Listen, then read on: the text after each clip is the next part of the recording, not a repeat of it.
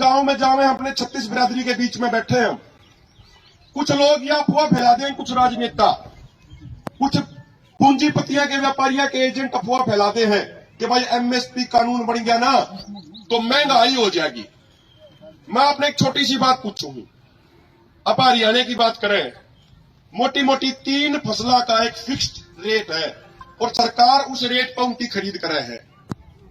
पहला गेहूं, दूसरा मोटे वाली जीरी, तीसरा गंडा। गेहूं का आटा बने, धान का चावल बने और गंडे का के बने, चीनी बने।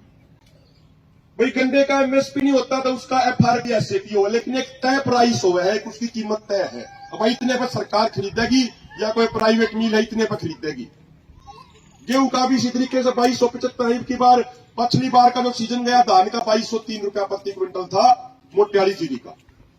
मैंने ईमानदारी से एक बात बताई हो कि आपने कदे देखा है कि भाई आटे का दाम मार्केट में एकदम से 300 रुपए किलो हो गया हो, या किसी ने देखा हो चीनी का दाम एकदम से 400 रुपए किलो हो गया हो, या चावल का दाम बढ़ के एकदम से 250 रुपए किलो हो गया हो?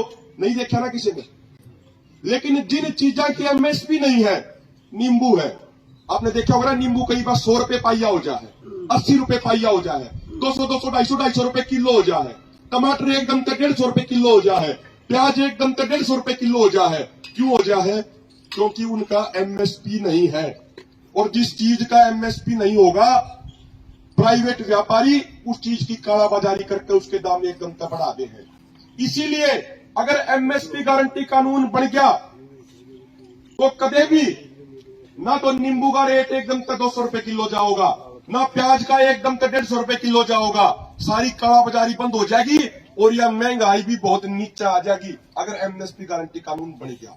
तो एमएसपी गारंटी कानून का सिर्फ किसानों को ही नहीं बल्कि 36 बिरादरी जो खेती करे, उसके अलावा जो खेती नहीं करते, उनमें भी फायदा होगा। या महंगाई हमेशा के लिए खत्म हो जाए। कुछ लोग या अफवाह फैला दें, कुछ राजनेता, कुछ पूंजीपतियां के व्यापारियों के एजेंट अफवाह फैलाते हैं कि भाई एमएसपी कानून बन गया ना तो महंगाई हो जाएगी। मैं आपने एक छोटी सी बात पूछूं, अब हरियाणा की बात करें, मोटी मोटी 3 फसला का एक फिक्स्ड रेट है और सरकार उस रेट पर उनकी खरीद करे है। पहला गेहूं, दूसरा मोटे वाली जीरी, तीसरा गंडा। गेहूं का आटा बने, धान का चावल बने और गंडे का के बने, चीनी बने। भाई गंडे का एमएसपी नहीं होता तो उसका एफआरपी एसएपी हो, लेकिन एक तय प्राइस हो है, उसकी कीमत तय है। अब भाई इतने पर सरकार खरीदेगी या कोई प्राइवेट मिल है इतने पर खरीदेगी। गेहूं का भी इसी तरीके से 2275 की बार, पिछली बार का जो सीजन गया धान का 2203 रुपया प्रति क्विंटल था, मोटे वाली जीरी का। मैंने ईमानदारी से एक बात बताई हो कि आपने कदे देखा है कि भाई आटे का दाम मार्केट में एकदम से 300 रुपए किलो हो गया हो, या किसी ने देखा हो चीनी का दाम एकदम से 400 रुपए किलो हो गया हो, या चावल का दाम बढ़ के एकदम से 250 रुपए किलो हो गया हो?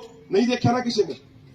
लेकिन जिन चीजों की एमएसपी नहीं है, नींबू है, आपने देखा होगा नींबू कई बार 100 रुपए पाइया हो जाए, 80 रुपए पाइया हो जाए, 200 250 रुपए किलो हो जाए, टमाटर एकदम से 150 रुपए किलो हो जाए, प्याज एकदम से 150 रुपए किलो हो जाए। क्यों हो जाए? क्योंकि उनका एमएसपी नहीं है। और जिस चीज का एमएसपी नहीं होगा, प्राइवेट व्यापारी उस चीज की कालाबाजारी करके उसके दाम एकदम से बढ़ा दे हैं। इसीलिए अगर एमएसपी गारंटी कानून बन गया तो कदे भी ना तो नींबू का रेट एकदम से 200 रुपए किलो जाओगा, ना प्याज का एकदम से 150 रुपए किलो जाओगा।